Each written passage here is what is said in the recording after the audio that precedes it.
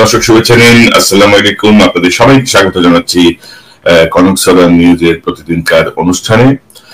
দর্শক, আজকে আমরা আলোচনা করব আপনাদের সাম্প্রতিক সময়ে মার্কিন যুক্তরাষ্ট্রের স্টেট ডিপার্টমেন্টে পরপর দুটি ব্রিফিং এ বাংলাদেশ প্রসঙ্গে গুরুত্বপূর্ণ আলোচনা হয়েছে।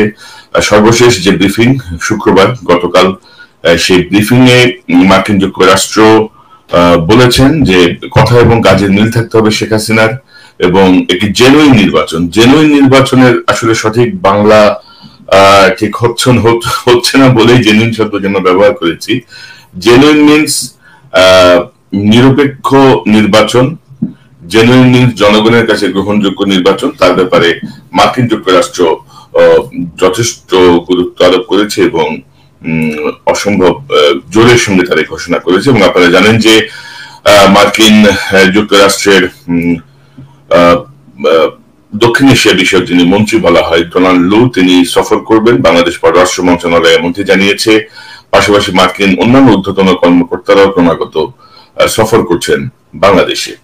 তো এই সব কিছু মিলিয়ে সব বিষয় নিয়ে আজকে আমাদের সঙ্গে আলোচনা করতে আমার সঙ্গে যোগ দিচ্ছেন আপনাদের অত্যন্ত প্রিয় মানুষ, প্রিয় মুখ, মুশফিকুল ফজল আনসারী, যিনি জাস্ট নিউজ বিডির সম্পাদক, যিনি হোয়াইট হাউস করেসপন্ডেন্ট, যিনি জাতিসংঘের করেসপন্ডেন্ট এবং রাইট টু ফ্রিডম নামে একটি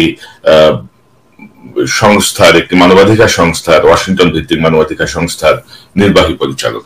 মুশফিক, আপনাকে স্বাগত জানাচ্ছি আজকের অনুষ্ঠানে। ধন্যবাদ doctor Kanak.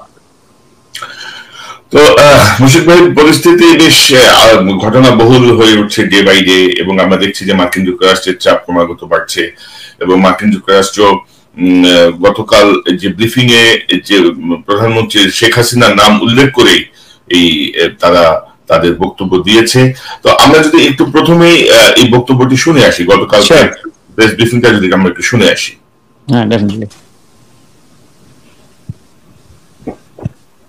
Thank you, Ned, for doing this on Bangladesh and what is U.S. policy on Bangladesh. As you are asking for, you are urging for free, fair, and credible election, and call for Bangladesh for respect the fundamental rights for a long time. But the country's scenario is different. They are not listening. The few days ago, the foreign minister and deputy state minister, they organized an open meeting. They invited all ambassadors, including U.S. ambassador, and they are giving lecture how the election process they are questioning about U.S. election, and they are telling that the human rights abuse is higher than Bangladesh and here, but they are not listening U.S. And we experienced two farcical election, 2014 and 2018, and we saw the strong position on U.S. But still, the regime is in power more than a decades. So, what would be the U.S. role if the country is going like this, and they are not willing to go for any neutral election under a caretaker government? And second question, would you please confirm? Is Assistant Secretary Donald Rowe visiting Bangladesh, as Bangladesh Foreign Ministry circulated news to the media that he is visiting for the bilateral meeting? Thank you. Thanks very much for your question. So on the elections, Prime Minister Sheikh Hasina has said that she and her government want free and fair parliamentary elections. We welcome those words, but most importantly, we are going to be watching to make sure that those words are ultimately matched with corresponding actions. We look forward to better understanding how the government will work to ensure that these elections are carried out the way they should be. That is, in a manner that is genuine, transparent, and peaceful. The next parliamentary elections are still some time away, but we support constructive actions Bangladesh can take ahead of the polls to carry out a genuine electoral process. We're of course concerned every time, anywhere, we hear of violence, of harassment, of intimidation, of politicians, of independent voices, of opposition party members. That, of course, is the case in Bangladesh. When we see it, and when we have seen it in Bangladesh, we've had private conversations with the government to register our concerns. Our ambassador in Bangladesh is doing an extraordinary job not only representing the United States, but also standing up for the values that are really at the core of our approach to foreign policy, to human rights, to democracy, to a vision that is free and open, and that's something that he will continue to do. Mushfiq, আমরা যদি একটু আলোচনা করি, মানে make প্রাইসের এই বক্তব্য কিন্তু একটু স্পষ্ট যে যুক্তরাষ্ট্র বাংলাদেশের একটি পরিষ্কার ধারণা রাখে বাংলাদেশ সম্পর্কে এবং এভরিথিং, এবং তিনি বলছেন পিটার হাস সম্পর্কে যেই প্রশংসা করেছেন, মানে তাতে বোঝা যায় যে পিটার হাসের যে কর্মকাণ্ড বাংলাদেশে সেটি সম্পূর্ণভাবে যুক্তরাষ্ট্র সমর্থন করে এবং যুক্তরাষ্ট্রের নির্দেশনা আছে। তো আপনার কাছ থেকে এই বক্তব্যটা আপনি একটু।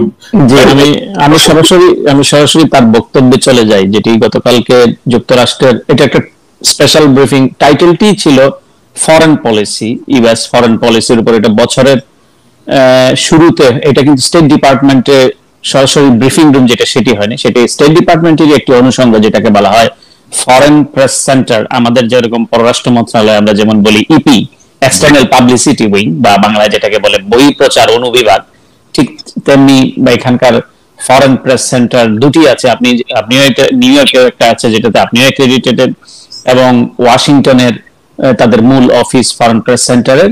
এবং এই ফরেন প্রেস সেন্টার কিন্তু স্টেট ডিপার্টমেন্টেরই একটি অফিস, কিন্তু তারা অবস্থান করছে জাতীয় প্রেস ক্লাবে, ন্যাশনাল প্রেস ক্লাবের 8ম তলায়। তারা কিন্তু যে বাংলা পৃথিবীর যে সর্বপ্রথম প্রেস ক্লাব, যেটির আমিও সদস্য, আপনিও সদস্য সৌভাগ্য অর্জন করেছেন, সেই প্রেস ক্লাবের 8ম তলায় এই ফরেন প্রেস সেন্টারটি অবস্থিত। এবং এখানে তিনি যুক্তরাষ্ট্রের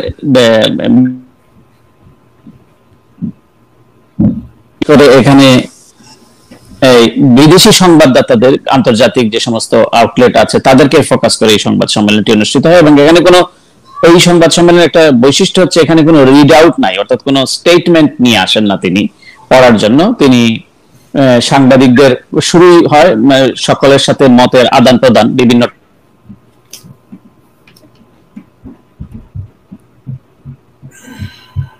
আপাতত লাইনে একটু সমস্যা করছে, অথবা কল আসছে সম্ভবত আপনার।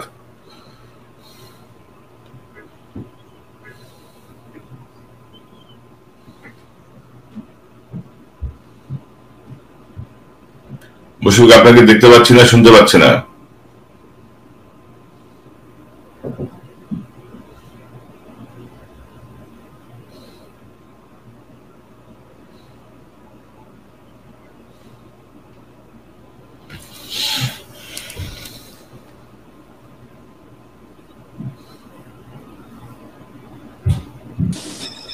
হ্যালো, জি, আপনি জি, আমাকে শুনতে পাচ্ছেন? জি, এখন শুনতে পাচ্ছি। জি জি। তো যেটি হয়েছে যে প্রথম এই সংবাদ সম্মেলন প্রত্যেকেরই প্রশ্ন ছিল, এবং বাংলাদেশের অনেকেই মনে করেন যে বাংলাদেশ কিন্তু যুক্তরাষ্ট্রের পার্সপেক্টিভসে, যুক্তরাষ্ট্রের দৃষ্টিভঙ্গিতে বা গ্লোবাল পলিটিক্সে বাংলাদেশ কিন্তু এটা বলতে দ্বিধা নাই, অনেক পিছনে। আপনি দেখবেন যে আমার বাংলাদেশ যদিও অ্যালফাবেটিক্যালি প্রথম থাকার কথা, কিন্তু দেখবেন আপনি এই ব্রিফিং এর, আপনি পিবিএস, এখানকার যে টেলিভিশন নেটওয়ার্ক, সবগুলি নেটওয়ার্ক, এনসি, আপনার ন্যাশনাল, আপনার সিএনএন এবং আদার নেটওয়ার্ক গুলিও এইটা তারা লাইভ ব্রডকাস্ট করে, বাট আপনি পিবিএস এর ভিডিও ক্লিপিংসটি সেখানে দেখিয়েছেন। তো তারা, আমার প্রশ্নটি দেখবেন আপনি 43 বা 48 মিনিট পরে, অর্থাৎ আপনার এখানে যে প্রশ্নগুলো, ইউক্রেন, প্যালেস্টাইন, ইসরায়েল, লেবানন, তারপরে আপনার মেক্সিকো, যে সমস্ত, জাপান, চীন, এই সমস্ত বিষয়গুলোর পরে কিন্তু বাংলাদেশের, অনেকে মনে করেন যে বাংলাদেশ বোধহয় খুলেই বসে আছে বাংলাদেশ নিয়ে কথা বলবার জন্য, তা কিন্তু নয়। তো সুতরাং তাদের একটা স্ট্র্যাটেজি থাকে, তাদের একটা পলিসি থাকে, সেই পলিসি অনুযায়ী তারা কথা বলেন। তবে বাংলাদেশ এখন ফোকাস কি কারণে, বাংলাদেশ এই ফোকাসটা হতো না, সেটার মূল কারণটি হচ্ছে বাংলাদেশ একটি গণতান্ত্রিক রাষ্ট্র ছিল। বাংলাদেশ একটি যুদ্ধের মধ্য দিয়ে একটি দেশের অভ্যুদয় ঘটেছিল, যে দেশের মানুষের প্রতি, যে অঞ্চলের মানুষের প্রতি নির্যাতন, নিগৃহণ হচ্ছিল বলেই 1971 সালে দেশের মানুষ যুদ্ধ করে দেশ স্বাধীন করেছে, এবং যে দেশের মানুষ গণতন্ত্র প্রিয়, এট দ্য সেম টাইম একটা মুসলিম মেজরিটি কান্ট্রি, কিন্তু তারা মডারেট মুসলিম মেজরিটি হিসেবে দুনিয়া জানে, তারা সেটা প্র্যাকটিস করে। এরকম একটা দেশে যে গণতন্ত্রকে যেভাবে গলা টিপে হত্যা করা হয়েছে এবং মানবাধিকারকে যে ভুলণ্ঠিত করা হচ্ছে, অর্থাৎ ক্ষমতা থাকবার জন্য বিরোধী কর্মীদেরকে দিনের আলোতে তারা তুলে নিয়ে যাচ্ছে, গুম করছে, এটির কারণে আমি ফোকাস, এটি শুধু বলে রাখলাম যে বাংলাদেশ এটি। আরেকটি বিষয়ের কারণে ফোকাস, সেটি হচ্ছে যে রোহিঙ্গাদের প্রায় 1 মিলিয়নের মতো রোহিঙ্গা বাংলাদেশে আশ্রয় নিয়েছে। বাংলাদেশের জনগণের চাপে সরকার বাধ্য হয়েছে, বাংলাদেশ সরকার এদেরকে আশ্রয় দিতে। তো যাই হোক, তখন এটা আমার জানবার ছিল তার কাছে যে তোমরা তো যুক্তরাষ্ট্র তো বলছেই যে যুক্তরাষ্ট্র সবসময়ই বলে, আপনারা, আমি বলি যে আপনারা সবসময়ই বলছেন যে বাংলাদেশে একটা অবাধ গ্রহণযোগ্য নির্বাচন দেখতে চান, আপনারা গণতান্ত্রিক অধিকারগুলোকে প্রতিষ্ঠিত করা হোক, সম্মান জানানো হোক, এটি বলেন। আপনারা বিরোধী নেতা কর্মীদেরকে যাতে বাংলাদেশ সরকার হস্তক্ষেপ না করে, নির্যাতন যাতে না করে, সেটি আপনারা বলেন। কিন্তু বাস্তবতা তো ভিন্ন। সরকার তো এগুলি আমলে নিচ্ছে না। সরকার বরং যুক্তরাষ্ট্রের নির্বাচন ব্যবস্থা নিয়ে প্রশ্ন তুলছে, যুক্তরাষ্ট্রের মানবাধিকার নিয়ে প্রশ্ন তুলছে। এবং অতি সম্প্রতি যেটি আমি বলেছি যে যুক্তরাষ্ট্রের অ্যাম্বাসেডর সহ অনেকগুলি দেশের রাষ্ট্রদূতকে তারা মানবাধিকার দিবস উপলক্ষে একটি সেমিনারের আয়োজন করেছে, ওপেন সেমিনার। এখানে সব দেশের রাষ্ট্রদূতকে সামনে রেখে পররাষ্ট্রমন্ত্রী এবং প্রতিমন্ত্রী জ্ঞান বিতরণ করেছে যুক্তরাষ্ট্রের নির্বাচন ব্যবস্থা নিয়ে, কিভাবে যুক্তরাষ্ট্রের নির্বাচন হয়। তারা স্লাইড শো দেখাচ্ছে, কত পার্সেন্ট মানুষ ভোট দেয়, কিভাবে এখানে ভোট কেনা বেচা হয়, মানে ভুয়া মিথ্যা কথা আর কি। তারপরে কিভাবে একটা এখানে মানুষের অধিকার, মানবাধিকার লঙ্ঘন নাকি এখানে বাংলাদেশের চেয়েও নাকি বেশি। তো আমি, আমার প্রথমত হলো, এগুলো কি তোমরা জানো যে বাংলাদেশ, তোমরা তো বলছো বাংলাদেশে যে বাংলাদেশের মন্ত্রী প্রতিমন্ত্রীরা যেমন তাদের ক্ষমতাকে, অবৈধ ক্ষমতাকে জায়েজ করার জন্য, এটা আমি এখানে বলছি, তারা কিন্তু এই জিনিসগুলো তারা তুলে ধরছে। আমার মূল কথাটা ছিল যে অ্যাম্বাসেডারও সেখানে ছিলেন, এমন না যে এটা গোপন বা কোনো ইংরেজি ভাষায় তারা এটি বলছে। অনেক সময় তারা বাংলা ভাষায় বলে, বাংলাদেশের মানুষের মনে হয় যে এটা কেউ কেন পৌঁছবে না, কিন্তু এটা ডেলিভারেটলি তারা করেছে। তো এই বিপরীতে আপনারা বলছেন, মানে যুক্তরাষ্ট্র বলছে যে সেখানে নির্বাচন স্বাধীন হবে এবং নিরপেক্ষ হবে। এইটা কিভাবে সম্ভব? আমি তো এখানে কোনো কুল কিনারা দেখতে পাই না, কারণ বিরোধী সকলেই দাবি করছেন, কারণ শেখ হাসিনার অধীনে নির্বাচন হবে না বলেই, এই নিরপেক্ষ নির্বাচন সম্ভব নয় বলেই, কারণ 2014 এবং 2018 সালে আমরা যে প্রহসনের নির্বাচন দেখেছি, আমরা যে একতরফা নির্বাচন দেখেছি, যেটি আমি আমার প্রশ্নে উল্লেখ করেছি, এই অভিজ্ঞতা আমাদের রয়েছে। এই অভিজ্ঞতার মধ্যে আমরা কিভাবে আশা করতে পারি যে বাংলাদেশে একটি স্বাধীন নির্বাচন হবে? এবং যুক্তরাষ্ট্রের আসলে রোলটা কি? এই কি কথা বলার মধ্যেই সীমাবদ্ধ? এটা আমার মানে মূল জানবার ছিল। তখন নেট প্রাইস যেটি উত্তরে বলেছেন, যে ভিডিও ক্লিপটি দেখালেন, যে তিনি বলেছেন যে বাংলা তর্জমা করলে যেটা দাঁড়ায় যে প্রধানমন্ত্রী শেখ হাসিনা বলেছেন যে তিনিও বাংলাদেশে নিরপেক্ষ, অংশগ্রহণমূলক, অবাধ নির্বাচন চান, চান বলেছে, বলে নাই যে তিনি নির্বাচন করবেন অথবা তিনি নির্বাচন কন্ডাক্ট করবেন। শেখ হাসিনাও বলেছেন যদি তিনি তাই চান, বলেছে বাট, কিন্তু আপনি সেটাকে গুরুত্ব দেয়, যদি তার অবস্থা এই হয় তাহলে আমরা দেখতে হবে যে শেখ হাসিনা যে কথাগুলি বলছেন এবং যে কাজগুলি করছেন তিনি এই দুইয়ের মধ্যে সমন্বয় আছে কিনা। এবং এটা, এই জিনিসগুলি আমরা অবজার্ভ করছি, কারণ শেখ হাসিনার যে কথা এবং কাজের মিল নাই, এটা বাংলাদেশের শেখ হাসিনাও বিশ্বাস করে, সকলেই বিশ্বাস করে যে শেখ হাসিনা যেভাবে উনি অসত্য কথা অবলীলায় বলতে পারেন, এটার জন্য তার এটাও কিন্তু একটা বিশাল যোগ্যতা, যে খুব সুন্দর করে অসত্য কথাটাকে খুব ভালোভাবে চাপিয়ে দেওয়া এবং চোখের চাহনি, মিটি মিটি হাসি দিয়ে, এটিও কিন্তু এক ধরনের যোগ্যতা বটে। তো উনি এই যে বাংলাদেশের মানুষের সঙ্গে, আপনি দেখেন যুক্তরাষ্ট্র এবং যুক্তরাষ্ট্রের মানে স্পোক্স পারসন উনি নেট প্রাইস, তার একটা কালারফুল ব্যাকগ্রাউন্ড রয়েছে, যিনি ট্রাম্পের উপরে রাগ করে সিআইএ এর ঊর্ধ্বতন কর্মকর্তা থেকে চাকরির থেকে তিনি চলে গিয়েছেন, ওয়াশিংটন পোস্টে যিনি এডিটোরিয়াল লিখেছেন, যিনি ন্যাশনাল সিকিউরিটি কাউন্সিলের স্পোক্স পারসন ছিলেন, যিনি প্রেসিডেন্ট ওবামার বিশেষ সহকারী ছিলেন যখন প্রেসিডেন্ট ওবামা ছিলেন। সুতরাং সেই লোক, যদিও তিনি তাদের পলিসিকে একো করেন, তার নিজস্ব কোনো বক্তব্যকে তিনি সেখানে চাপিয়ে দেন না। তো সেই, আমি তার ব্যাকগ্রাউন্ডটা বলছি। তো তিনি ক্যাটাগরিক্যালি বলছেন যে শেখ হাসিনার কথা এবং কাজের মিল আছে কিনা আমরা এটা দেখতে চাই, কারণ তিনি যে করেসপন্ডেন্স গুলি করছেন, অর্থাৎ তিনি, আমি যদি এইভাবে বলি যে তিনি যেভাবে বিরোধী শুরু থেকে যদি শুরু করি, বেগম খালেদা জিয়ার মতো একজন নেত্রীকে, যার গণতন্ত্রের জন্য দেশের মানুষের ভাগ্য উন্নয়নে অনেক অবদান রয়েছে, তাকে একটা কল্পিত মামলা দিয়ে তাকে কারারুদ্ধ করে রাখা হয়েছে, 2 বছরের সাজা দিয়ে আবার সেটাকে 10 বছরে করা হয়েছে, তাকে বাসার মধ্যে মূল যে প্রতিপক্ষ তাকে করা হয়েছে, এবং তাকে যেভাবে, এবং স্টেট ডিপার্টমেন্টই তাদের রিপোর্টে বলেছে যে এটি তাদের একটি পলিটিক্যাল প্লয়, তার এটা একটা রাজনৈতিক ষড়যন্ত্র। স্টেট ডিপার্টমেন্ট বলছে বেগম খালেদা জিয়াকে রাজনীতি থেকে দূরে সরানোর জন্য, যেটা আমি এর আগেও বলেছি। এবং তার যে প্রধান এখন যিনি ভারপ্রাপ্ত চেয়ারম্যান আছে, তার সেদিন কালকে দেখলাম যে আপনি নির্বাচনের কথা বলছেন, শান্তিপূর্ণ নির্বাচন চাচ্ছেন, কিন্তু প্রধান প্রতিপক্ষ এবং তার নেতাকে এবং তাদের আপনি মালামাল পর্যন্ত ক্রোধ করছেন, একের পর এক মামলা দিচ্ছেন, হয়রানি করছেন, যাতা বলছেন, কল্পিতভাবে তাদের চরিত্রকে বিকৃত করছেন, এবং তিনি তাদের সম্পত্তি ক্রয়ের নির্দেশ দিয়েছেন। এবং এই যে অবস্থাপনা, এবং বিএনপির মহাসচিব Mirza Fakhrul Islam Alamgir, standing committee member, first joint secretary general, প্রত্যেকেই তো মানে অল র্যাঙ্ক এন্ড ফাইল, প্রত্যেকে আপনি কারারুদ্ধ করে রেখেছেন। আবার বলছেন যে আমি বাংলাদেশে অবাধ নিরপেক্ষ, আপনার যে মূল প্রতিপক্ষ, যে যার সঙ্গে আপনি খেলবেন, যার সঙ্গে আপনি প্রতিদ্বন্দ্বিতা করবেন, খেলা শব্দটা খুবই আপত্তি করে, কেন বলতে চাই না, এগুলা নিয়ে বাংলাদেশে অনেক এগুলো বলে, তো তাকে আপনি বলছেন। এই জন্য স্টেট ডিপার্টমেন্টের মুখপাত্র এটি বলছেন যে শেখ হাসিনার কার্যক্রম এবং তার কথার মধ্যে মিল আছে কিনা দেখতে চায়। আরেকটা জিনিস তিনি বলেছেন যে একটি কনস্ট্রাকটিভ যদি এফোর্ট নেওয়া হয়, উদ্যোগ নেওয়া হয়, সেখানে যুক্তরাষ্ট্র তাদের সাপোর্ট থাকবে। নির্বাচন প্রক্রিয়ায় কোন নির্বাচন? জেনুইন ইলেকশন, মানে খাঁটি ইলেকশন, পাতানো ইলেকশন নয়, ম্যানেজড ইলেকশন নয়, নিজেদের মতো করে XYZ কে বিরোধী দল সাজিয়ে, পার্লামেন্ট সাজিয়ে এই নির্বাচন নয়, এটি হতে হবে জেনুইন। উনি বারবার বলেছেন, আগে শুধু বলতেন ফ্রি, ফেয়ার এন্ড ক্রেডিবল, এই প্রথমবারের মতো নতুন শব্দ যুক্ত হয়েছে, আমি দুঃখিত, যুক্ত হয়েছে জেনুইন। তো সুতরাং এই জেনুইন ইলেকশনের ব্যাপারে যদি কোনো ব্যবস্থা, মানে যে সমস্ত উদ্যোগ তারা দেখবে, তারা আগে পর্যবেক্ষণ করবে যে এইরকম পরিস্থিতি তৈরি হয়েছে কিনা। এখন একটা জেনুইন ইলেকশন করতে হলে কি করতে হবে? আপনার নিউট্রাল অ্যাডমিনিস্ট্রেশন হতে হবে। নিউট্রাল অ্যাডমিনিস্ট্রেশন হতে হলে কি হতে হবে? যিনি চিফ হবেন তাকে নিউট্রাল হতে হবে। সুতরাং শেখ হাসিনার আন্ডারে তো নিউট্রাল অ্যাডমিনিস্ট্রেশন থাকবে না, এটা সবাই বোঝে। এখন মানে যুক্তরাষ্ট্র, ইউরোপীয় ইউনিয়ন সকলেই বুঝতে পারছেন যে শেখ হাসিনার আন্ডারে, তখন তারা দেখেছে 2014 সালে, 2018 সালে, বাট তখন পৃথিবীর বাস্তবতা ভিন্ন ছিল। যুক্তরাষ্ট্র কিন্তু প্রেসিডেন্ট ট্রাম্পের মতো একটা কর্তৃত্ববাদের উত্থান ঘটছিল তখন।